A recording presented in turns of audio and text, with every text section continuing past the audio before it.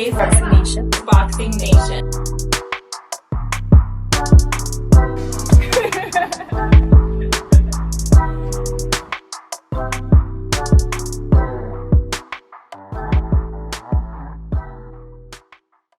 Dante's Boxing Nation, what's going on, guys?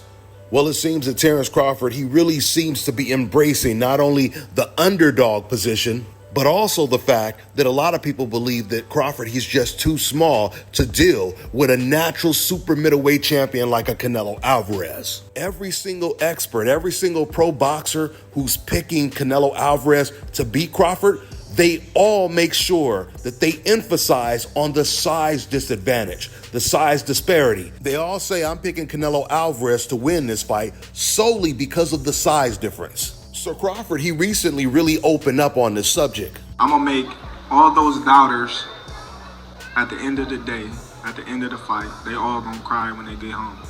You know, and I meant that. You know, everybody's talking about the size and, you know, me being a smaller fighter. But if you look on the stage, I've been sparring these big dudes my whole career. Like, how I'm gonna take a punch? They punch me every time we spar. So, you know, it's okay. You know, once we get in the ring and they see something different, like each and every time, it's gonna be another excuse why, the reason why Terence won and this and that and that is. But I can assure you, I'm gonna be victorious. And after that, we're going to have another parade. You know, with me being a BA and All-American, I'm rooting for Terence Crawford all day. It's Team USA all day. So I do worry a little bit when I hear him talking a little bit like Jamel Charlo.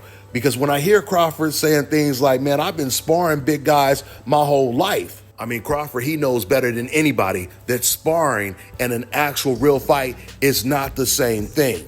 I mean, Canelo Alvarez, he spars with heavyweights sometime, but we know Canelo, he can't beat a legitimate heavyweight. Gervonta Tank Davis, he's hurt and stopped middleweights in sparring. But outside of him fighting an influencer like a Jake Paul, he wouldn't want to fight a legitimate middleweight, one of the champions. So I'm just really hoping that Terence Crawford, he really does feel comfortable when he is getting hit by a natural 168-pounder like a Canelo Alvarez with those 10-ounce gloves and no headgear. Because at the end of the day, it takes a really, really special fighter to go into a fight with that type of disadvantage. We all know that if they were both natural super middleweights or they were both natural we all know that if Canelo and Crawford were both natural welterweights or natural super middleweights, then Crawford, he would be a massive favorite. And this would damn near be considered a cherry pick. Everybody would be saying this is too easy of a fight for Crawford. Crawford moving up damn near 3 weight classes is the only way this fight would be considered an even fight, because you have to give Canelo some type of head start in the race. You know, you have some people saying that Terence Crawford, he should have fought at 160 first, or he should have fought someone else at 168 first. He should have got acclimated to these different weight classes. But I think it might actually end up being an advantage for Terence Crawford that he took all that time off and he just walked around training at the heavier weight. I mean, you have some people as well comparing this fight to Sugar Ray Leonard versus Marvin Hagler, where he retired at welterweight. You know, I think he took a year or 2 years off, came back as a middleweight, and he beat Marvelous Marvin Hagler. But no two fights are the exact same. I mean, these are different styles, different times. The sport has evolved. With that being said, Crawford is just naturally strong, and he's naturally strong mentally, which is very important. When Crawford moved up to 154, people wondered if he had the same type of power that he had at 147. And Madrimov did a recent interview where he was asked only about Virgil Ortiz's power, because Virgil Ortiz is supposed to be known for having a lot of power. At least that was the interviewer's perception. It was Fight Hub that was interviewing him. And Madrimov, he surprised Marcos Villegas from Fight Hub by saying this. How did it, because we didn't get a chance to speak to you, Israel, after the fight. How did Virgil's power feel? Because I know he's seen as a very, very big knockout puncher. Как после боя мне не получилось тебя спросить, как Вирджила сила удара, он сильный, он мощный, как ты его опишешь? У него джеб хороший, я тоже чувствовал это. Как говорится, средний. Ну, Кроуфорд сильнее был, так сравнить, если у него удар был, все на лучшем уровне, да. Ну, физически он крепкий, Virgil. Yeah, so Virgil did surprise me with being very responsible defensively. That was the biggest surprise. Now, he has a very good stiff jab, Virgil, and he's overall physically strong. He's physically strong guy. But as far as the power and punches, it's solid. It's not crazy, you know, obviously. But as far as like the power in punches, Crawford is a sharper, bigger puncher than Virgil. But as far as strength, Virgil is a strong guy. Oh, wow. Okay. He thinks Crawford's punches had more like of an effect when he would land them compared to Virgil's.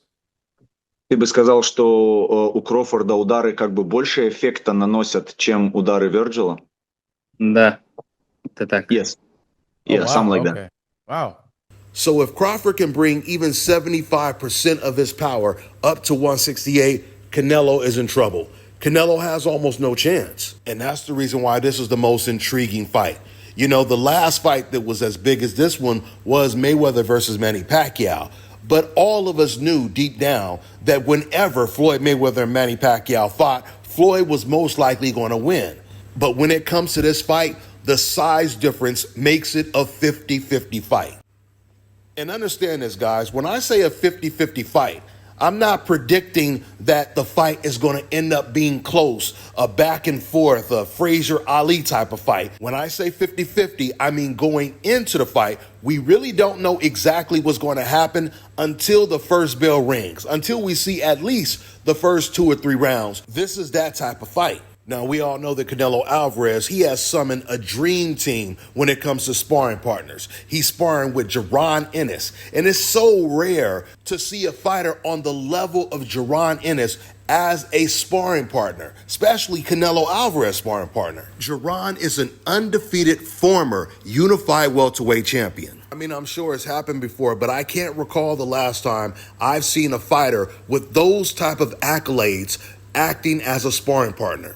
So Canelo, he's sparring with Tellez, he's sparring with Yoenis Hernandez and Jaron Ennis. So Terence Crawford, he gave his take on Canelo Alvarez sparring with this dream team. And I want to go ahead and play the clip of what he said. But before I do, I want to play the clip of what Terence Crawford's teammate said when he found out that Canelo was sparring with Jaron. Like I say, boy, everybody got a price, man. And I guess Boots, he had his price. I don't know what he getting, but he sold out. That's all I can say.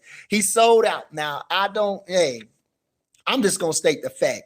He sold out. That's it. He sold out. That's it. You know what I mean? And like I say, I don't knock Canelo, but come on. You could say graciously, nah, I'm out of training, or I'm doing this, or you ain't got to tell him hell no. Nah. Just tell him in a gracious way. Tell him in a gracious way. Appreciate the offer, but I ain't no sparring partner. Anything. But nah, here you go. Smiling, giggling, taking pictures.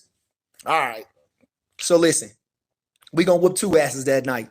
Canelo's and his. Okay? Canelo's and his. All right. You know, it's not uncommon for BAs to spar with some foreign fighter and help him prepare to fight against another BA, another Black American fighter. This happens all the time. Once again, we just don't usually see someone as accomplished as Jaron Ennis helping some foreign boxer beat a BA. Now, we know when you flip it, and when it comes to Canelo Alvarez, Canelo, he would never help a BA beat some Mexican fighter. I mean, Gervonta, he wanted Canelo to walk him to the ring. when he was fighting against a Mexican fighter, and Canelo turned it down. So we know the love that Jaron Ennis is showing Canelo Alvarez is not reciprocated. And I don't believe he's doing it for money. Hey Terrence, there's a lot of pictures kind of going viral with Hernandez and Jaron. It's kind of like he has like the Avengers or like the Justice League sparring partners taking the fight serious. Really, tough sparring partners. Just wanted to get your thoughts that, What is there to talk about? You fighting the best fighter in the world. You better be taking it serious. That goes to show, how serious he's taking me and how much he respects me. Mm-hmm. Because, if I haven't fought anyone, if I was too small, if I was, all these things that all the media say I was, then he wouldn't need these guys to help prepare him to fight me. He wouldn't, need all the help that, he's getting. But I'm happy that he's getting the help that he needs because, after, September 13th, there'll be no excuses. Terrence, when's the last time you've been an underdog? I don't know. All my life. All your life? I've been an underdog all my life. So I feel good. I feel comfortable. I'm comfortable. I'm confident. And this is no unfamiliar place for me.